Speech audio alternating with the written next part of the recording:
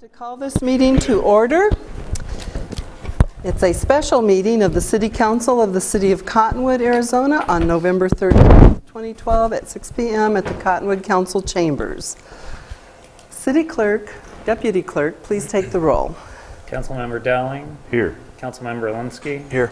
Councilmember Howergy. Here. Councilmember Norman. Here. Vice Mayor Pfeiffer. Here. Mayor Jones. Here. And Councilmember Pratt is absent. Okay, and he'll be just a little bit late, he said. I think he's coming, but he had his college event. So the first item of discussion is presentation for our City Cottonwood Shine Awards for Outstanding Volunteerism during the October 27th, 2012 Community Cleanup. And we have a few slides to show you. Our little movie that was taken by John Emerson has been playing as you've been waiting for the meeting to start.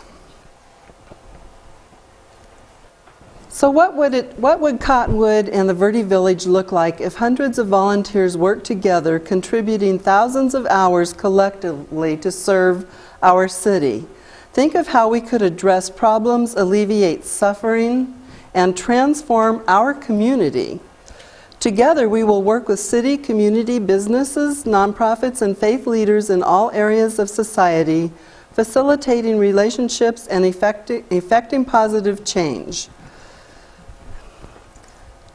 We just had a huge community cleanup on October 27th.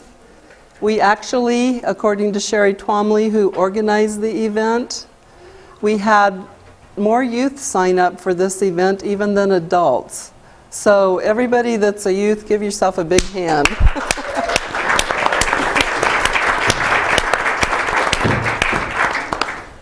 Right there is kind of our core group.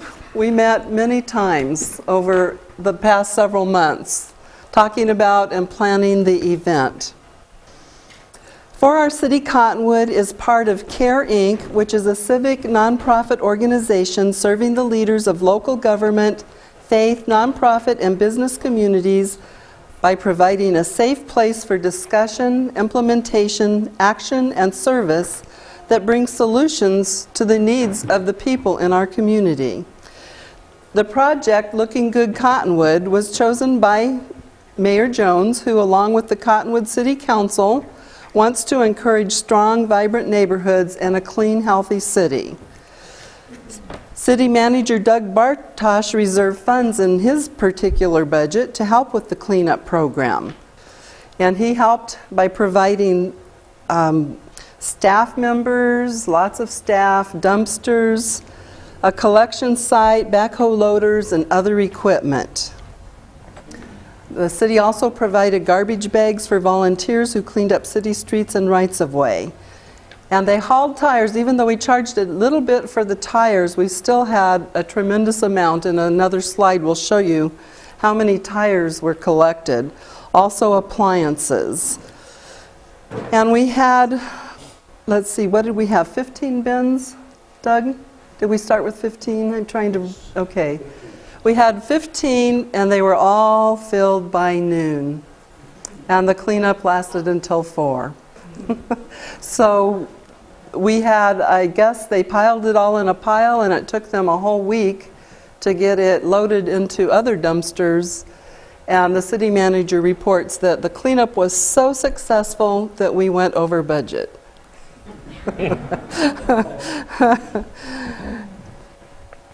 The city took in household waste and yard waste, and we arranged for all of those appliances to be recycled. And Appliance Junkie came and got those appliances. And I believe they also did for the Verde Village. Now we're working really hard to collaborate with our surrounding communities, and Yavapai County Supervisor Chip Davis agreed to hold a simultaneous cleanup in Verde Village. Margaret Paddock, who is the Verde Village president, Verde Village Property Owners President, she chose as her project to clean up a portion of the Verde River. So she had about 20 volunteers down there at the river. There's also going to be some shots here of, she arranged for some folks in the Verde Village to go to different homes and help haul some things away for people that weren't able to do this. You can see how many people back there, there were a lot of people there. And I think, Sherry, that was about 175 or 180, or are you saying 200 now? A little over 200. That was a lot of people. So the next slide, and that's the Verde Valley LDS Church members who went to, we did 4 homes. Okay, the program is kind of twofold. One was just city streets cleanup and those things. The other part was we actually accepted phone calls from elderly people that needed assistance in the city, and we cleaned up 4 homes in Cottonwood, and we cleaned up 4 homes in the Verde Village. The we want to thank the LDS Helping Hands, Taylor Waste, Taylor and Sons Hauling, as they hauled away all of the stuff. If you go back the before slide, that kind of shows you what the yard of this one home looked like while they were working on it. You go to the next slide, and they're still working on it up above, but the one at the bottom shows how clean and tidy it was when they got done. Okay, this shows the workers at a different property. And there it shows it all cleaned up. And Wayne Cockerell and Greg Jossie from the LDS Church actually worked with the homeowners on here. We also worked with the city, Clint Combs, who's our zoning officer. And we want to help people that have zoning violations if they're elderly and can't help themselves. We had a fantastic, some of the prior slides will show the Evangel Worship Center was kind of our headquarters, and Pastor Tim is here in the audience. And he thought of some ideas to help us raise money so that we can, if we need to do an elder's house, we can buy paint or other things that we need to help them. And so he had a bouncy house so the little kids could go into the bouncy house, and then we had a car wash also. So those funds will be used to help the elderly clean up their properties. There's a little girl in the bouncy house. And those 2 bikes on the left were donated by Walmart. So our businesses that participated were Fry's Food. Melvin Boyd, manager, donated 490 hot dogs, buns, and canned chili. Safeway donated and delivered a pallet of bottled water. Store manager Willie Roberts personally delivered the water bottles in his own pickup truck to the Evangel Worship Center. At Walmart, Jason Ferris, store manager, and Beth Chenoweth in donations donated 2 21-speed 26-inch bicycles. And Alyssa Ebel of Verde Village and Roy Buck of Cottonwood won those bikes. Home Depot, Jeff Sudal, manager, donated 4 $25 gift certificates for seniors' home painting and yard care. Sodexo, which has the contract at Cottonwood Oak Creek School District. Sean Stevenson, general manager, donated several dozen freshly baked cookies for the volunteers, and I heard that they were pretty good. Unfortunately, I was in Phoenix at the Flynn Brown Civic Leadership Academy all day, and the vice mayor attended the entire event, and we want to thank her for being there for the community. Thank you very much. Brandy's Restaurant, Brandy and Jason Fuller, owners, donated a gift certificate and a salad. Georgie's Cafe, Peggy Reed donated. Gerona Java Cafe, Mary Arkush donated. Pepe's Cafe, Jose Rodriguez donated tortilla chips and salsa for 100 people. Food City, Jeff Christian, store manager, donated gift certificates for hot dog buns. Have we missed anyone?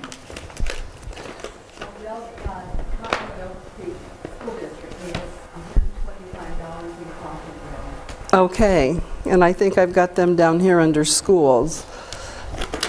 Of course, I already mentioned Appliance Junkies, Chamber of Commerce mailed 500 flyers to businesses, and Sherry Twomley created those flyers. She's very good with her graphics. CARE Inc., John McCatton is the founder of the For Our City program. Of course, Yavapai County, I've already mentioned Supervisor Chip Davis. The administrative assistant, Chris Moran, helped us a lot, and project manager in solid waste, Jeff Darley, helped a lot. County workers were Jim Simmons, Walt Stadden, Carl West, Render Talbot, Paul Stevick, Mark McKean, Curtis Alexander, John Spindlove, and Jeff Darley. City of Cottonwood, I helped plan the event. The Vice Mayor was there. Doug Bartosh came to our planning meetings and assisted us. Dan Luter in Development Services. They printed and mailed more than 9,000 cleanup notification flyers and sent them out in the Cottonwood utility bills. Morgan Scott came to almost all of our meetings. He's the planning team and project coordinator. I already mentioned Clint Combs, and we had Al Ponce assist also. Helpers on the day of the event were Steve Jackson, Javier, and Marianne's not here to help me with this, Anguino, Stephen Beckham, Jason Blount, Larry Craig, Cottonwood Fire Department, and the cops, our citizens on patrol. Verde Village property owners, we already mentioned them. Mingus Union High School District. Alan Mitchell, the vice principal, helped us a lot. He came to a lot of the planning meetings. Is he here? Yeah. There he is. Thank you, Mr. Mitchell. He had more than 48 high school students. Is there an update on that number? Is that pretty correct? Pretty close. Okay. And Mr. Mitchell arranged for bus transportation to and from Evangel Worship Center and several litter cleanup sites, including the Walmart Wash, First Street Smoke Wash, the wall across the street from MUHS, and a large open area near the waste recycling bins along Camino Real. 3 members of Mingus High School's Skills USA group volunteered to clean up litter. Have we missed anything, Mr. Mitchell? Okay. And I think some of his students are here tonight to receive some recognition. For the courts, we had Kathy Wambacher of Yavapai County Juvenile Probation. She sent community service workers to assist, and Cottonwood Magistrate Judge Douglas Soda sent community service workers also. Jack Bedwell of Verde Village volunteered with Citizens on Patrol to help with traffic and helped with cleanup assignments. We had the Bank of America, the Cottonwood branch, Wendy Totten. She assisted with her son and daughter and volunteered to pick up litter at Riverfront Park. We also had the assistant branch manager, Vicki Ray, and husband, Robert Ray. Verde Valley Habitat for Humanity.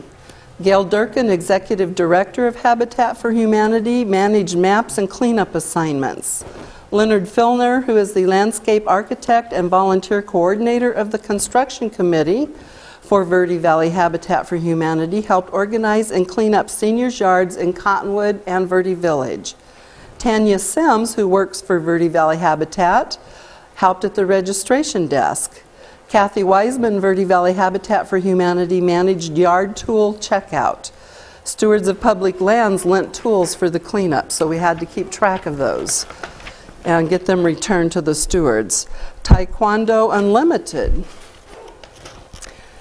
They donated gift certificates for the prize drawings, including 1 month free of martial arts classes, Zumba lessons, and 1 month of Krav Maga. And I know I just probably, how do you say that? Thank you. All right. Krav Maga. Okay. Going to have to learn a little bit more about that. Instruction in that Krav Maga. Taekwondo Unlimited helped Evangel Worship Center with food for lunch, and many of their students and families volunteered for the cleanup efforts, including, and there's another list below. So Evangel Worship Center, amazing church.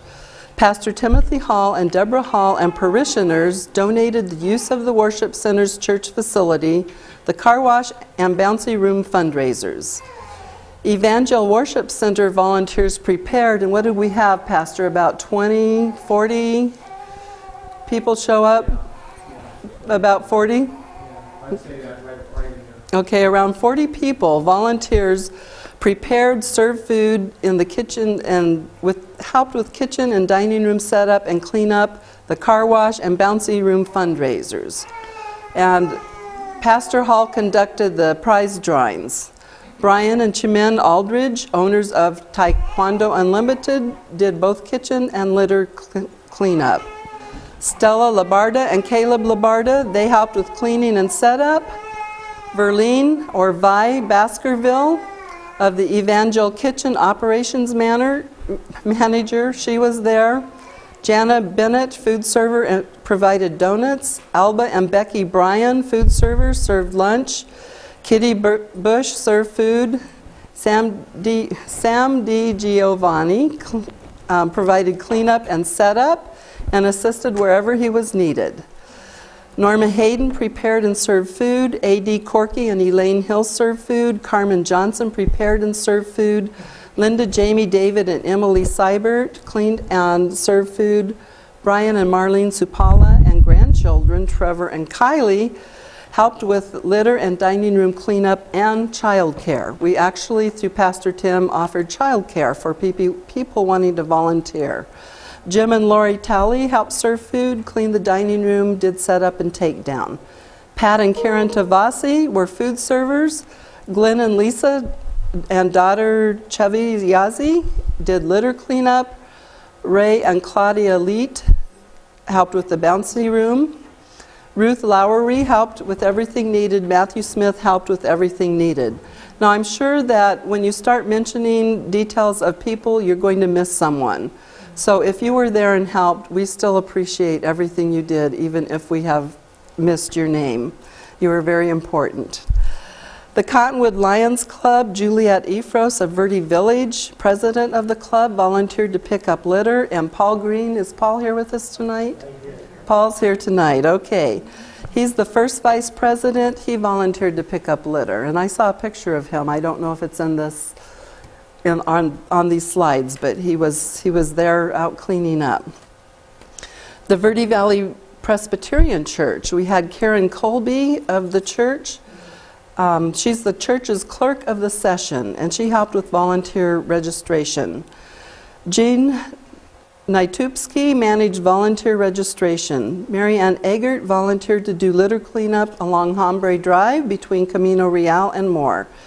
Sherry Twomley was the For Our City Cottonwood Cleanup event organizer. And I know that Sherry and I were emailing each other sometimes at 3 o'clock in the morning, so I know she was working hard. And we appreciate her. Special thanks to Sherry and Jean for the tremendous number of hours they both put into planning, seeking donations, and organizing the event. Cottonwood Oak Creek School District, Tricia Winters, she's the executive assistant to Superintendent Barb Uran. Tricia attended a lot of meetings to help us plan this event. She helped us print some signs for the event. They assisted with coffee, donuts, and they had several teams of children and youth from COCSD that helped with the event, went out and did cleanups. So they've always been there from day one. Superintendent Uran has been there for us, and she's very proactive in the community. Registration desk volunteers, we had Jean Neptuski, Gail Durkin, who's the executive director of Habitat. They managed the cleanup assignments and map stations. Tanya Sims, I think we've already mentioned these. We had Brenda Allison that helped, and Adela Martinez also helped. Nonprofit organizations and local residents. Adela Martinez helped with registration while her daughter, Belicia Martinez, volunteered to help at the bouncy room. And if anybody knows Adela, she is everywhere. She does Toys for Tots and Shop with the Cop, and everywhere. The Vice Mayor knows that everywhere we go, you see Adela volunteering and her daughter in the community. Teacher Christy Toyle, help me with that. Toole, okay. Is the MVP Builders Club. What does MVP stand for? Mountain View Craft. Thank you very much. Okay. these acronyms can throw us all for a loop once in a while. She and her students participated. Richard Shea with the Chamber of Commerce volunteered. Carol Quasula, site director for Catholic Charities, and the Loft. And 5 of the Loft homeless volunteers came to help. John and Beverly Emerson were the videographers. Taylor Waste and Taylor and Sons Hauling. Scott Taylor and family of Taylor and Sons Hauling assisted. Stake Chair and Cottonwood Church of Jesus Christ of Latter-day Saints, Chris Taylor and family, owners of Taylor Waste, provided invaluable services during the cleanup by donating their equipment, trucks, and trailers to gather trash bags from roadsides and parks throughout the city. Both of their families volunteered to clean up and revitalize 4 seniors' yards in Verde Village and 4 seniors' homes in the city of Cottonwood, along with 4 Our City Cottonwood volunteers and Leonard Filner of the Verde Valley Habitat for Humanity. Greg Jossie, member of the Cottonwood Church of Jesus Christ of Latter-day Saints, was our on-location photographer. Hi, Greg. And he also had helping him Wayne Cockerell, who is the public affairs director of the church. And they both attended a lot of planning meetings, and you know what? They both live in Camp Verde. And they drove over here time after time to attend meetings and help us plan this event. So thank you both. You want to raise your hands?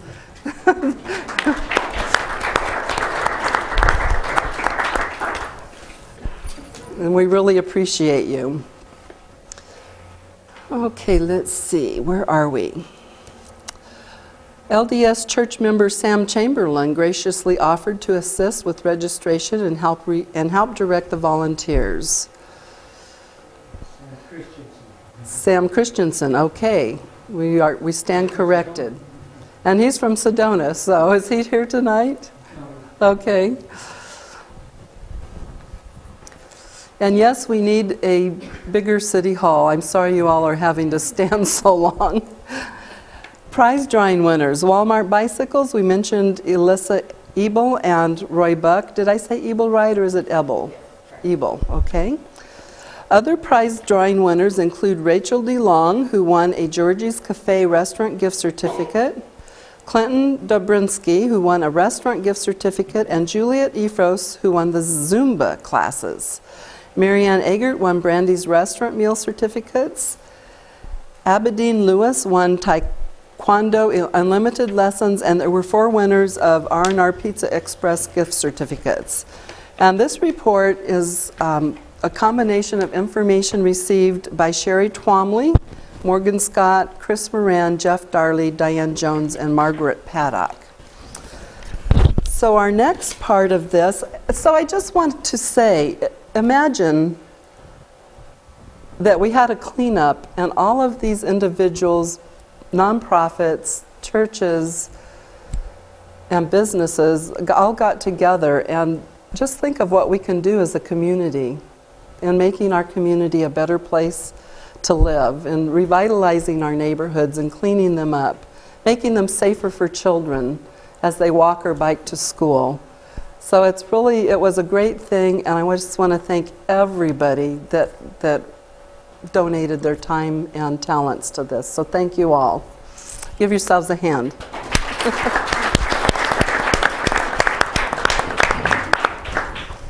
Okay, so the next part of this is an awards ceremony. And we call these the Community Shine Awards. And anybody who was on the planning committee, if you would come up and help us give out these awards. So if you were on the planning committee, come on up and help.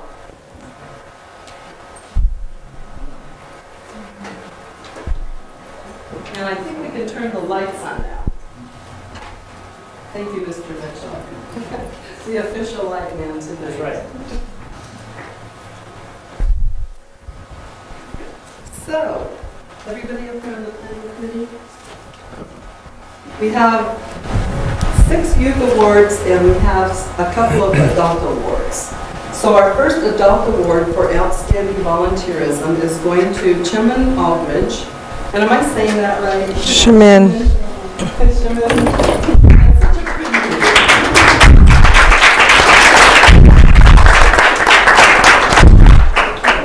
And on behalf of the Planning Committee, we would like to give you a certificate. It's the Community Shine Award. And you went above and beyond. And well, thank you so much. We and the kids had fun doing this, and it was great just to be able to give back to the community. Thank you for letting us be a part. And this is what Jimin commented.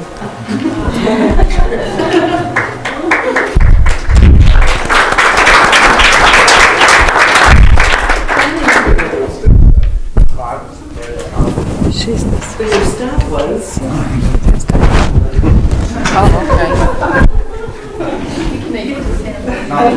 Keep Mary in line. Okay. I'm also either one of them got this John Man's The next person we are honoring is Verlene Vi Baskerville, Director of Hospitality Ministry at Evangel Worship Center. And she shares that she is touched and surprised to be nominated by Reverend Tim Hall and Deborah Hall to receive a Volunteer Recognition Award.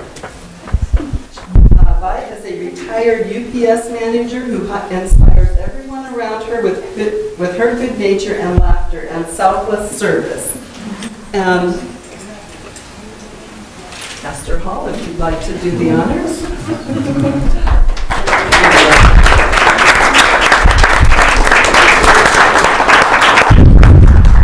Congratulations. We know how hard you work. Thank you. Not just for our cleanups, but otherwise. All right, we have 6 youth awards for outstanding volunteerism. Jolynn Hensler. Did I say that right?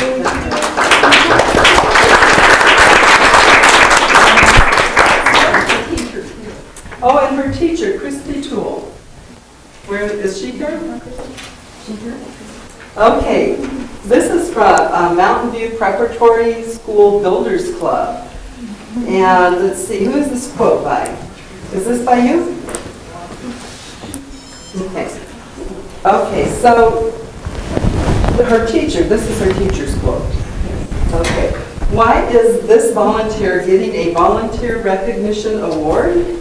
Jolyn participated in the Cottonwood Community-wide cleanup on behalf of Mountain View Preparatory Builders Club and did an outstanding job with a smile on her face.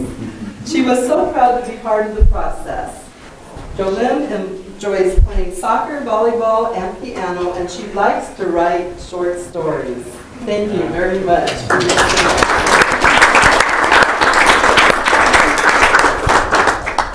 Okay. Our next young youth award is for Tristan Hillman.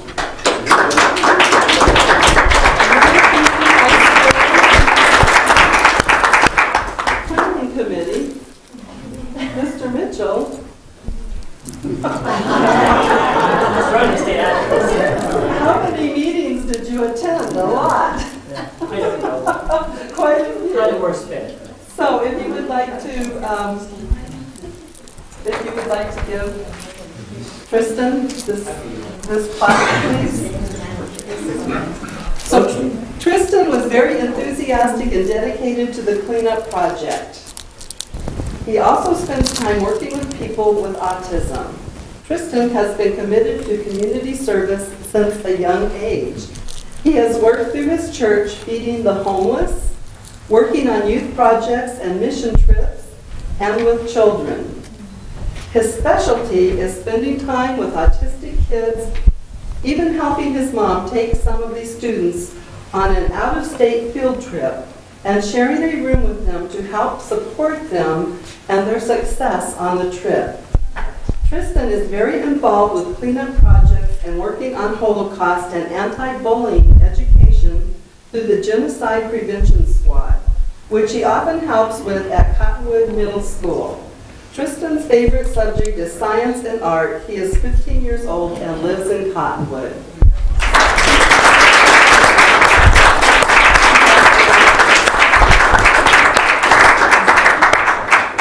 Okay, Braden Campbell.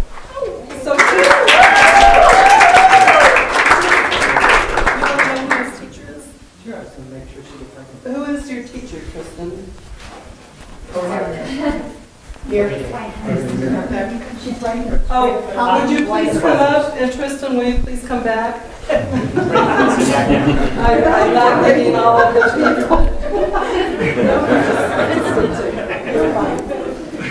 So we would like to have a photo of Colleen Whitehurst, the biology and ecology teacher who nominated him. Hey, look this way, guys. I ain't scared to say it. Oh, Ms. Whitehurst. This one was mine last year, not this year. Okay. Okay. Weta, is it Weta? Dor? Okay, she had another meeting. She nominated Braden Campbell, who is an 11th grade Mingus Union High School student. He's 16 years old. Braden is nominated for his outstanding work ethic and his participation in community events. His favorite class is welding, and he is quite accomplished in the art of Taekwondo. He lives in Cottonwood and is a student of Taekwondo Unlimited. Congratulations for being selected.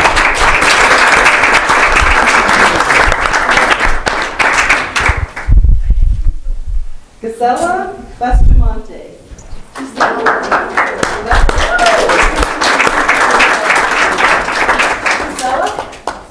All right. She's a Mingus Union High School 10th grade student. Biology and ecology teacher Colleen Whitehurst said, "Why is this volunteer getting a volunteer recognition?" Gisela Bustamante was very enthusiastic about the cleanup project, and she talked about it for days after. The teacher added, "I believe that this project," you could finish the sentence, you know what you believe, right? "was a real boost for her self-esteem." Gisela lives in Cottonwood. She is 15 years old, loves creating art and listening to music, and we're looking forward to you helping with our next cleanup.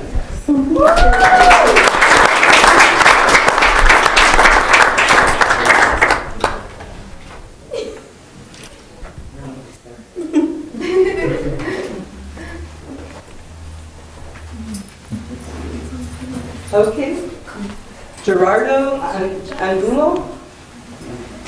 Gerardo.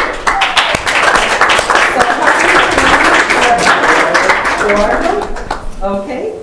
He's a 9th grade Mingus Union High School student. His English teacher, Deanna DeWitt, chose him for the award, and she commented,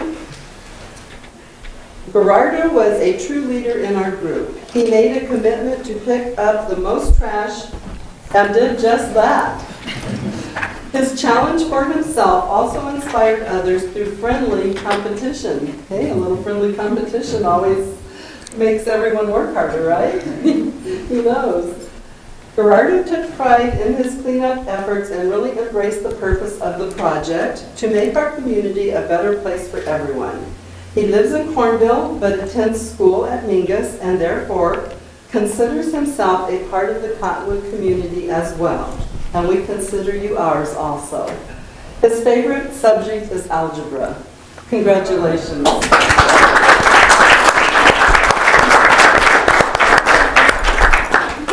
Keep up the great attitude. All right, and our last award tonight, this gentleman was not able to be here this evening because he's home ill, but Joby Wolf was chosen by Kathy Wambacher, and Joby is a 9th grade student born and raised in Camp Verde.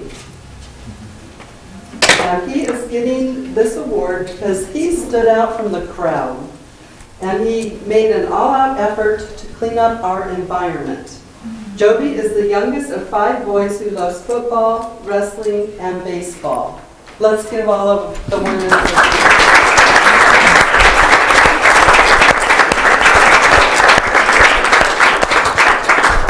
I'd like to thank all of the planners for the many hours that you all put in to make this successful. That was definitely a community project. Everybody helped. And I especially want to thank Sherry. She wrote all of this stuff for us. And she worked on these Shine Awards, so we really appreciate all that you've done.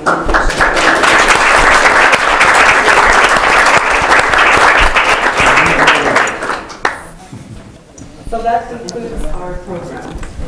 Thank you all for coming.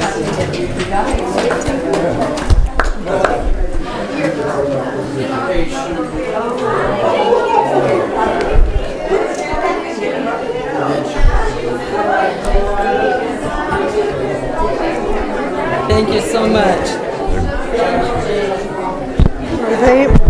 That was a great.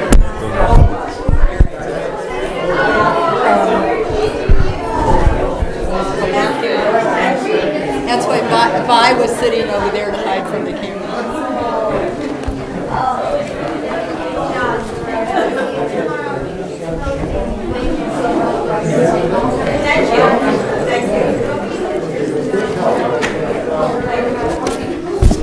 It's great when we can recognize a community like this. Definitely. Okay, moving on. Ceremonies, I think. We'll need a bigger building. Yes, that's right. That's right. We don't have any subdivisions. I know. Stand here and talk.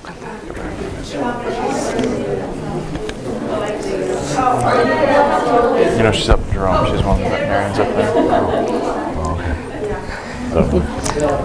I can't remember.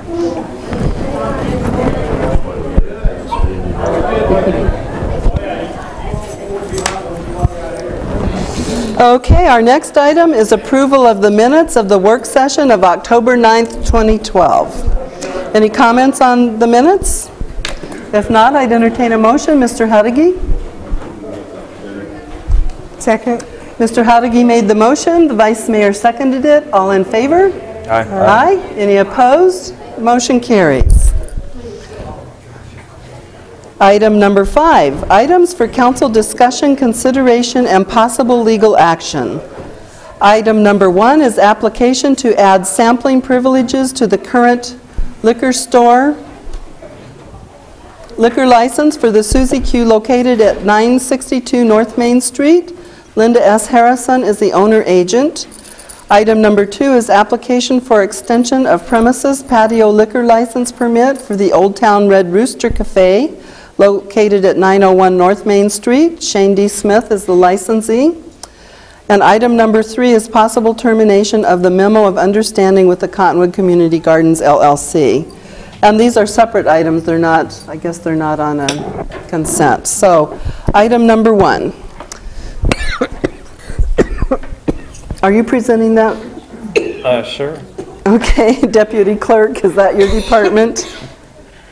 This is a sampling license, the Suzy Q on Main Street by the, what's the KFC right now. They want to add sampling for their wine selection that's there. That's basically it. Questions? Yeah. Is there Mr. Hudagi? floor space requirement? Have enough room? Not really positive on the floor space. I know we had that issue come up before. Yeah, they're supposed to have 5,000 square feet, but that's determined by the liquor board, not the council. Okay, thank you. Vice Mayor? So this is in the KFC building? No, it's the Suzy Q right next to it. Okay, I thought I heard KFC's. Okay, I know what it is. Comments from this side? None. From me. Do I hear a motion? Oh, comments from the public, excuse me. The most important part. Is Ms. Harrison here? I'm Rob Harrison, Linda's husband, and I just... Do you want to make any comments? Questions Okay. you might have about our application for the sampling permit? So instead of that way you can get recorded. If you want to pull that microphone up a little bit there, I squished it down a little. Any questions by council or members of the public on this item? So do you know if on this floor space issue, if there's enough space there, are you planning for that? Well, the liquor board requires 5,000 square foot, but town council can That's why the meeting was called. We have 3,000 square feet at our location. So that can be overridden by you. They often don't listen to us, you know. They often don't. If we do anything on that line, it'd be a recommendation to the liquor board. Since 5,000 is their standard. We can't really approve it. We can only recommend to the liquor board. I understand that. It has been granted for smaller retail locations in the past, but, you know, it was just something we thought we would try. It streamlines the tasting for us because we have to go through a permit process with the liquor board every time that we want to do one. And it just make it a lot easier for us to schedule them and better for us to control them if we had the license ourselves. Mr. Pratt?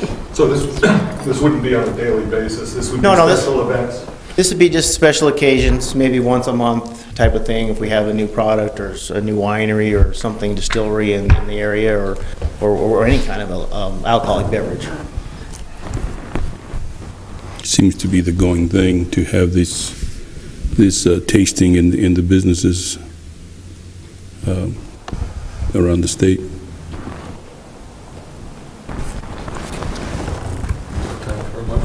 Certainly, Mr. Pratt. I move to approve the application to add sampling privileges to an active liquor license held by Linda S. Harrison for Suzy Q located at 962 South Main Street. Second. Mr. Pratt made the motion, Councilmember Norman seconded. All in favor? Aye. Any opposed? Motion carries. Thank you very much for coming in tonight.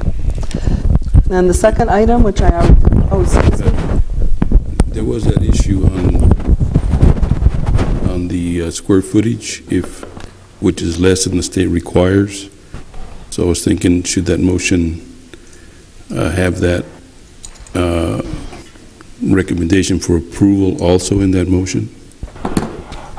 I would leave it up to them. I think the state would consider that separately. That's ultimately, like what you said, we're recommending.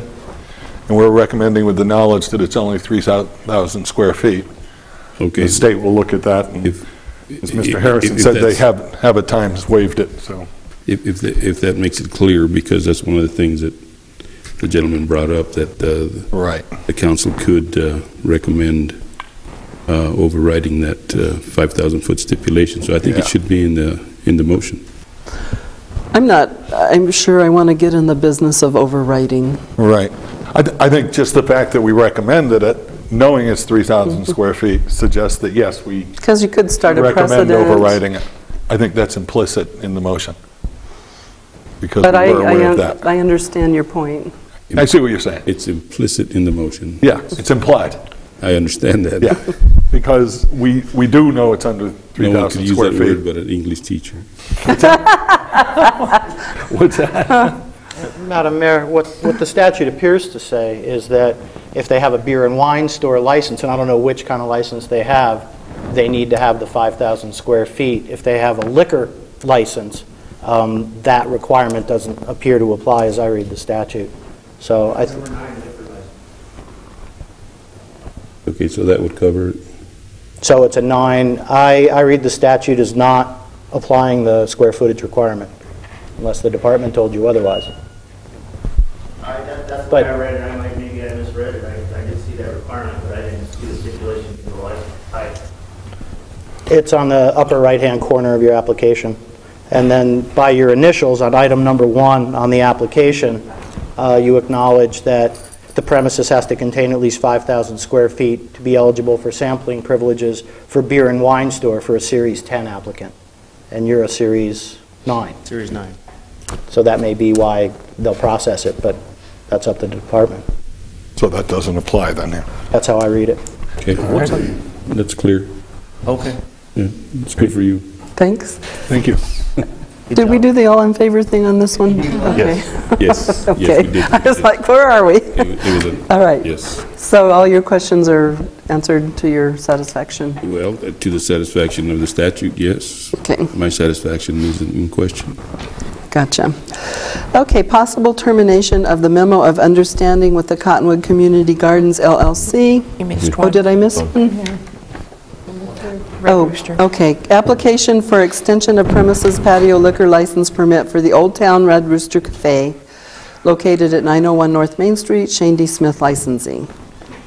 Any questions? Is Shane Smith here tonight? Okay. Any questions by the public? Do I hear a motion? Oh, sure. I move to approve the application for extension of premises patio liquor license permit for the Old Town Red Rooster Cafe located at 901 North Main Street. Second. Mr. Dowling made the motion. Linsky. Mr. Ulinsky was the first to draw his gun and second it. All in favor? Aye. Any opposed? Motion carries. Okay, possible termination of the memo of understanding with Cottonwood Community Gardens LLC.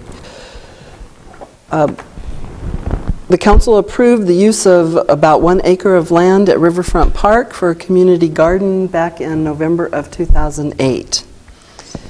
And we created, at that time, this memorandum of understanding with the Cottonwood Community Gardens LLC, which was approved by the council for the purpose of establishing and maintaining the community garden. Over the past 3 years, the garden has been overseen by dedicated members of the community who have worked very, very hard to keep up with it. It's a lot of acreage. Bobby Joe Guzlin has conducted gardening classes with children and is the person who has been in charge of registrations for the garden. Ms. Guzlin has donated hundreds of hours of her personal time and funds to keep the garden productive. She has planted, picked, and distributed thousands of pounds of produce and donated it to the local food banks, senior center, and the Old Town Mission. She was assisted by her good friend Irene, and of course, again, many other people in the community have contributed their time and talents there. They both have assisted the mayor and council with Let's Move projects and teaching children how to plant container gardens at National Night Out. Ms. Guzlin recently approached me stating she would like to stay involved but would be willing to accept assistance with the great amount of work involved in the project. And the city clerk, when I was visiting with her about it, said that she would volunteer to accept and keep track of the community garden registrations and the monthly common area cleanups. If the council approves her assuming this responsibility, the memorandum of understanding with Cottonwood Community Gardens LLC will be terminated as per Section 4 of the MOU. Any questions or about? And what does Section 4 say? The MOU. May be canceled on, for any reason, 30 days. 30 days written by either notice. party.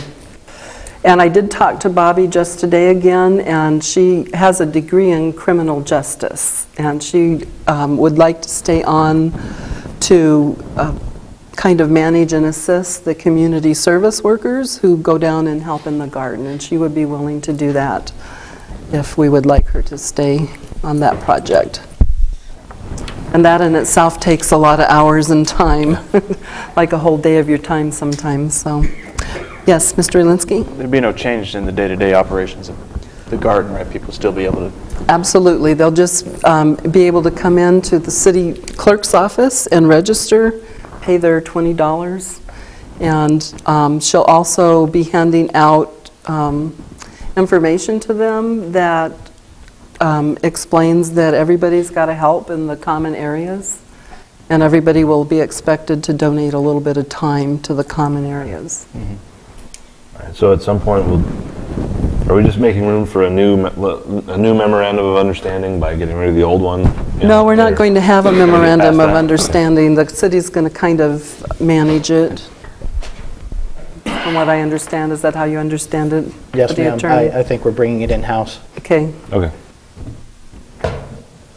I think that, I'm guessing that most of the council sees the benefit of the community garden. And as we get our riverfront plan, it will be watered with reclaimed. So we'll be able to leave some of our ditch water in for the river, which is a plus. So we still want to encourage community members to use the garden. Marianne and I have talked about some exciting ideas and Bobby has already done this, working with the youth of the community. Had a lot of kids down there, but working with the mayor and council's Let's Move program, you know, we're just talking about some exciting things that we'd like to maybe do that we would bring back to council to involve the children of the community. Okay. All right. Well, there's no motion actually listed. Would it just be simply saying, I move that we terminate the memorandum of understanding?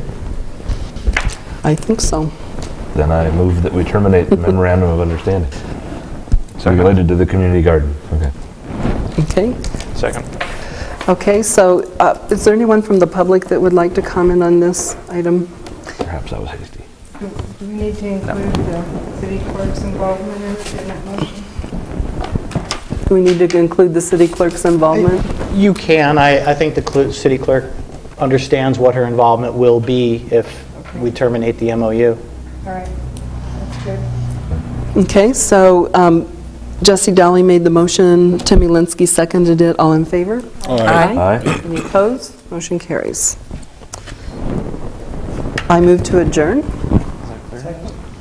The mayor made the motion, the vice mayor seconded it. All in favor? Aye. Aye. Any opposed? Motion carries. We're adjourned. Now we'll move into the work session of the City Council of the City of Cottonwood, Arizona, to be held November 13th, 2012 at the Cottonwood Council Chambers Building located at 826 North Main Street, and it is immediately following the special meeting above. City Clerk, please, Deputy City Clerk, please take the roll. Councilmember Pratt. Here. Councilmember Dowling. Here. Councilmember Alinsky. Here. Councilmember Howergy. Here. Councilmember Norman. Here. Vice Mayor Pfeiffer. Here. Mayor Jones. Here. Thank you. Items for discussion, consideration, and possible direction to staff. Item number 3 is request to revise Title VI, Animals, Chapter 6.04, General Requirements, 6.08, Impoundment, 6.12, Dogs, and 6.16, Bees of the Municipal Code. And we have Chief Jody Fanning presenting this evening. Madam Mayor, thank you very much. However, I'm going to turn the microphone over to the author and the one that truly understands this far better than I do, and that would be Autumn Durney, my ordinance enforcement officer that actually authored this, these changes. So, thank you very much.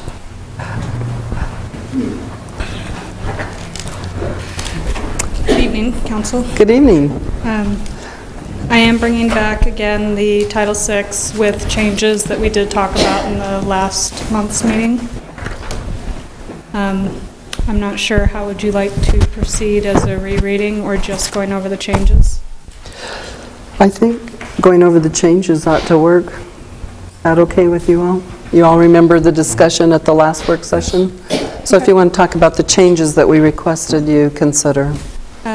Along with the changes, we did add some new definitions that went into changes being made. That was, we're adding a caregiver, the definition for domestic, a term ear tipping, a maintained colony, nuisance, TNR program, and those will be included in some of the new changes that you'll see moving forward.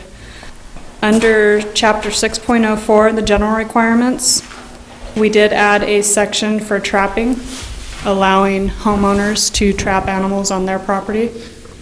We also added a 6.04.140 cats and a 6.04.150, which is for cats, the trap neuter release program. In the first section, or I'm sorry, the second section, 6.04.020, cruel treatment prohibited, we did revisit Section D, the term dog or dogs, And we did change that term to domestic animals to include but not limited to poultry and livestock. And I hope that that does open up, but still takes into account for animals that are legally poisoned, such as rats, mice, gophers, and that sort of commercial product use. The next section under that would be the 6.04030, the actual trapping, to allow property owners to trap on their own property. Again, we still would like to recommend that under 6.04060, the noisy animal prohibited, that under section A, number 4, we would still like to delete that section from this ordinance at this time. We have not found anything supporting keeping that in the ordinance. I'm sorry, could you repeat that one last time? On the noisy animals. Noisy animals prohibited. Under section A, number 4, was a section to help alleviate or abate the nuisance created. We have not been able at this time still to find anything under ARS codes that really helps back that section or give us the actual authority to enter property to remove animals just to abate the noise issue. So again, we still would like to stay with deleting that section from the ordinance. Just number 4? Just number 4, yes, sir. Thank you. The section 6.04140 is for cats, and we do follow this under the Bs, as this is a new animal added to the ordinance that's specific to the animal. This will pertain a lot to dogs as far as the spaying and neutered and the vaccinations required. We will not be adding license for that. It will just be, as stated, the spaying and neutering for outdoor and rabies vaccinations. Following the section for cats is 6.04150 TNR program. This was a section that was rapidly added, I believe at the request of the council for some insight. We would like to revisit this one more time though. There are other areas that we have talked to and how they write their ordinances. I don't feel at this time that everyone is completely comfortable and would like to rewrite or revisit this one more time to make sure that it is what we are all comfortable with. So the TNR program, is that something that, I mean, you're adding it here, so it won't come back as a separate item for the council then? Not for the ordinance. This is an ordinance that is only for persons or organizations wishing to follow a TNR program for themselves. This is not a city orchestrated or a city funded program. This is just opening up guidelines, allowing people or organizations to start their own. So this, when the city clerk or any other person that is feeding feral colonies and getting them spayed and neutered, where it says over here, I read it was not legal to feed feral animals. And this would be an exception to that. This program. Following the guidelines. Correct. This will still not be allowed on any property. For outside your own private property, you would be required under this title or under this chapter to obtain a written permission from the property owner or business owner where you will be feeding. So if the council does want to do a community-wide program, what will happen with this ordinance? I think that would have to be revisited and see how we might have fits. to change it again if we, Mr. Pratt? Yeah, I like this particular section 6.04150 because it does allow for a TNR program. Yes. Doesn't put onus of responsibility on the city, which I don't think we're ready to do right now. But it does allow private organizations, and it outlines really steps that make them responsible. So I appreciate the fact that you added all that, and I can see why you want to revisit it and look at maybe tweaking some of it too. Madam Mayor, and just to give the council a little bit more information on this, the staff had a meeting this morning. We talked about the TNR program.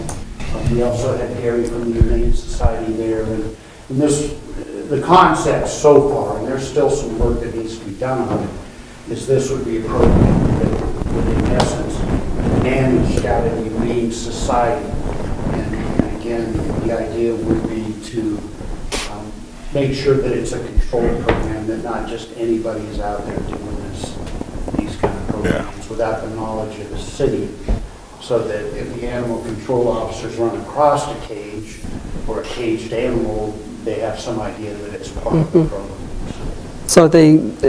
So they'd actually administer it through the Humane Society, and the city wouldn't? Yes. Okay. So current people that are managing colonies and feeding them, where does this put them? It puts them in violation of the law. And again, the idea is to do this in a controlled manner. The problem the animal control officers are having is people just throw food out there, which attracts other animals, which creates more larger colonies, more problems than they really help to solve. And so we need some kind of balance where people who are doing that are instructed, don't do that, and by the way, would you like to get into our TNR program and do it the right way, versus, you know, having a bona fide program where they know how to do it, they know they have to do those kind of things. So if we would have done the TNR program 4 years or 5 years ago, we probably wouldn't be having the kind of problem that we're having now. So how does this program put us in the place we want to be, where these animals are spayed and neutered, and we move on from this problem, as Jerome has done? Well, I think it's just through this ordinance. And then the other leg of this is, you know, obviously Mary Ann has a lot of interest in this, and she'll be working with Gary from the Humane Society and developing other volunteers to help out with this program. And obviously another big piece of this is the affordable spay and neuter programs, which again, Mary Ann has been doing a lot of work. I'm not kind of stealing your thunder here, Mary Ann, so feel free to jump up here at any time and add on. But so that's one piece, and you know, we as audited, there's still some work that needs to be done on setting that program up. But I think the other piece of this that we're going to probably need to come back and talk about, so we don't create that continuing kind of contribution to our feral cat problem, is to look at a mandatory spay-neuter program for the city. Okay. So that people recognize they have that responsibility when they get a cat or a dog, that it's got to be spayed or neutered. You know, unless there are some rare exceptions having to do with breeding and those kind of things. Well, I like hearing that we're moving toward that end and thinking along those lines. Right, and this is just the first step in terms of solidifying what our animal ordinance says and giving people clear direction. Both, you know, our city employees and then people in the public.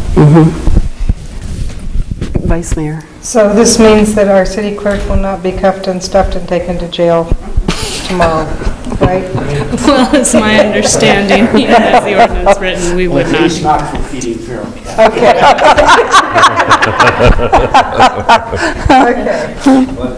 Okay. Okay, so you probably have some more here too, changes. Very few. Okay. I'd like to make some comments. Yeah, Mr. Hathaway, please. See, you're always going to have people that are going to be throwing feed out for these animals. I don't care if you have an ordinance or not. You know, that's still going to happen.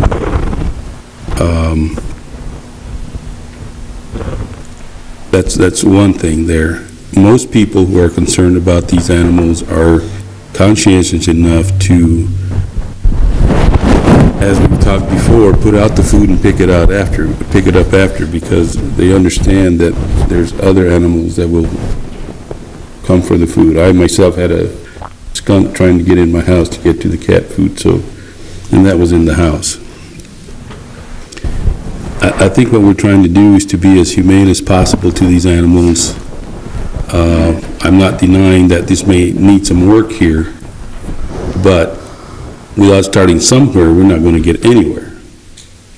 And I know that there's resistance coming against this program, but we've got to get it started somewhere. It's on. Is that what we're looking at? It may not be working, but it's on. Thank you for those comments, and I agree. Go ahead and finish this up, and we'll see if anybody else wants to speak. The Chapter 608 impoundment, we made no changes to. Chapter 6.11 licensing, vaccinations, and rabies were no changes. 6.12 dogs, the same recommendation with 6.12 creating noise disturbance prohibited. Again, the deletion of Section A, number 4, same section. And that would be the conclusion of the rewrite at this point. A lot of thought has gone into it, I know. Thank you for your work on that. Hopefully it will make your life a little bit easier too in trying to do your jobs and trying to find solutions to all these challenges in the community. Absolutely. Circle. Mr. Pratt. I was just going to say, yeah, I appreciate all your work on it. My recommendation is to go forward with it and bring it back as a official ordinance. So, is there anyone else in the public that would like to speak on the item? Ms. Jimenez? Yes, Madam Mayor, Council. The council also asked for information on what the town of Jerome was doing, and we do have representatives from the town of Jerome and the Jerome Humane Society that are here that answer questions for you. Would anybody, if they can come up and speak? That would be great if you would come up. I would like to hear about your program. Has it been about 20 years that you've been working on this issue? Because we've heard about this for many years. Yeah, I'm Mary Wills. I'm with the Jerome Humane Society. Sally Dreyer's also here, who does she's our anesthesiologist and maintains our x-ray machine, and Marge Mitchell, who's our president and does everything. We started in Jerome about 20 years ago. We had a huge feline leukemia problem, and particularly a lot of stray cats. So we banded together and we formed a humane society, and the first 3 years we spayed and neutered 300 cats and tested them for feline leukemia, and we established, we kept them in the slaughterhouse. And at that time, and we did it all in my apartment, we did it with injectables. It was approved by the veterinary board. We had a veterinarian that came from Phoenix. She's now been coming here almost 20 years. Wow. This program took a very, very long time. Some of these animals we had up until about 5 years ago. Some animals took 2 or 3 years to trap. So it's a very labor-intensive program. It certainly makes sense. We have no uncared for animals in Jerome, cats or dogs, regardless of people's ability to pay for it. We've been very, very successful in fundraising, and we've done a lot of outreach in Clarkdale and Cottonwood, where there seem to be quite a few what we call collectors, people who feed animals but don't spay or neuter them. Mm-hmm. So we've also tried to help Morningstar, which is going to be the new low-cost spay and neuter.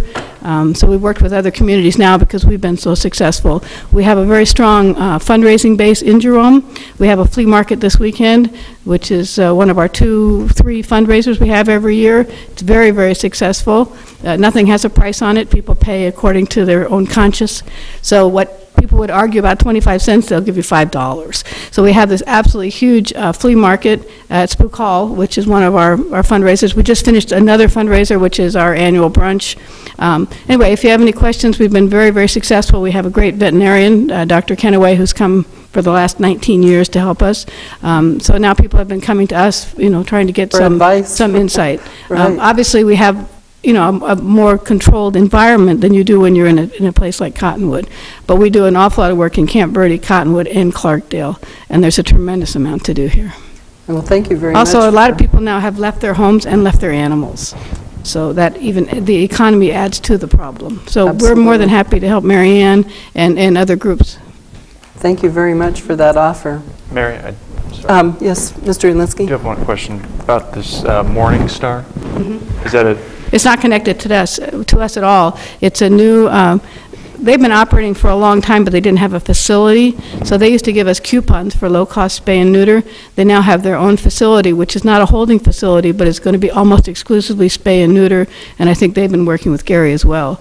So that, I think, is a real likely focal place for a lot of the spay and neuter to take place. We're happy to help too. Okay, it just, that seemed to be a big hurdle. Is Yeah, we have a state-of-the-art, we now have a state-of-the-art clinic in Jerome, and so, and we have 1 to 2 days a week of care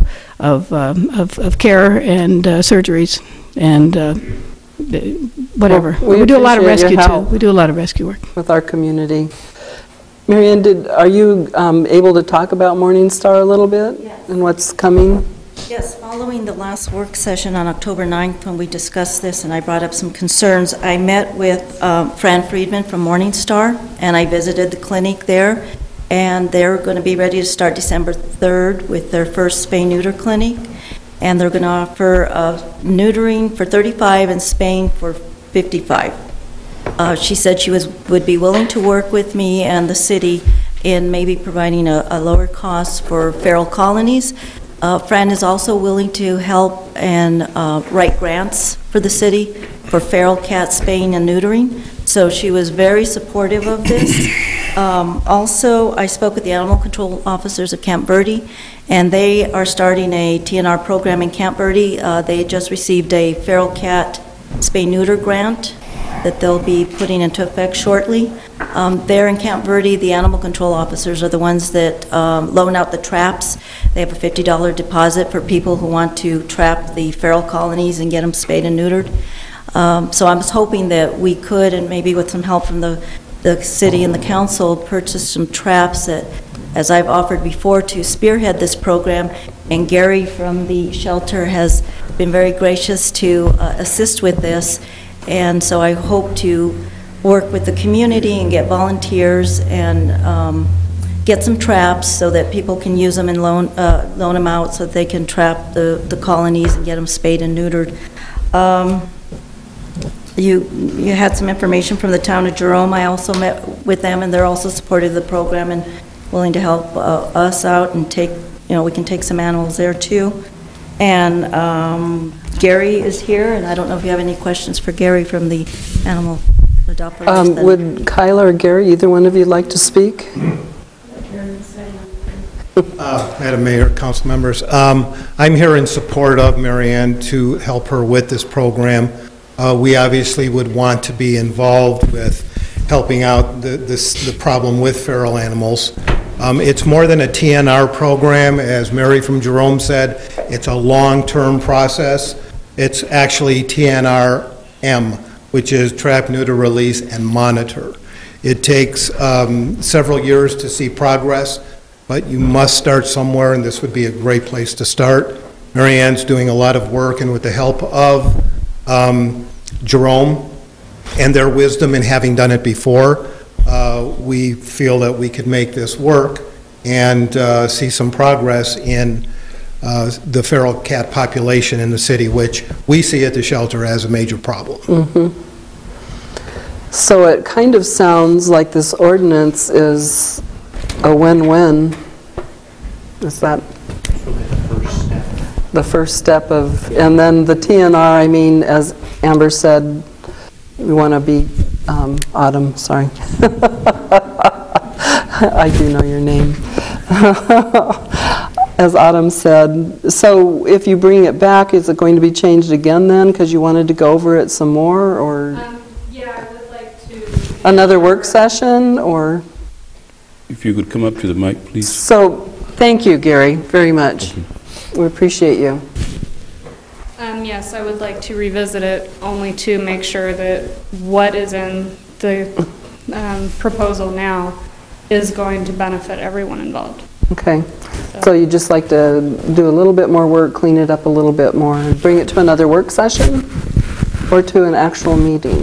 Well, if possible, I would like to bring to another meeting. Okay, to have it approved next time with whatever changes you're suggesting. Correct. Okay. And then, Madam Mayor, Yes. at that point, I've sort of been waiting for the substantive discussions to play themselves out, but then we'll do a little legislative work to make sure that the content here sort of fits in with the way the city writes its codes. Okay. But that's Have you already, style, you've not already substance. looked at this? Yes. Okay. So I guess the direction is to go ahead and, Chief? No, I just wanted to ask her a question real quick. Okay. Correct. Just to answer your question, the big change, the only change that we're really looking at is to reduce some of the possible liability the city could incur if we were to run the TNR program. We're trying to make it to where it's not our program.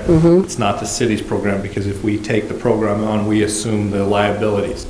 The way it's currently written, we have a little bit too much oversight, which could be portrayed as our program, and bring us our checkbook, the city's checkbook, into line. So we're trying to remove that liability, and that's what we're going to be doing.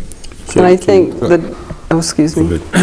I just want to know if the city has a liability with the feral cats running around now. Well, I think Steve could answer this, Mr. Horton could answer that much better, but right now, we pretty much have liability to everything that happens in the city, because we're the city. Exactly. We're just trying to make it less available, less litigious. If we're found to be overseeing the program and something goes wrong, it could be the city's liability. So in Jerome, that is not really a Town of Jerome function. It's private volunteers. The Jerome Humane Society is nonprofit, so it works the same way there as what you're suggesting. And that's what we're suggesting, is that we take it off of the city running it, and allow for Mary Ann and somebody else to run it. Yes, ma'am, if you'll come up to the microphone. You're talking mostly about cats.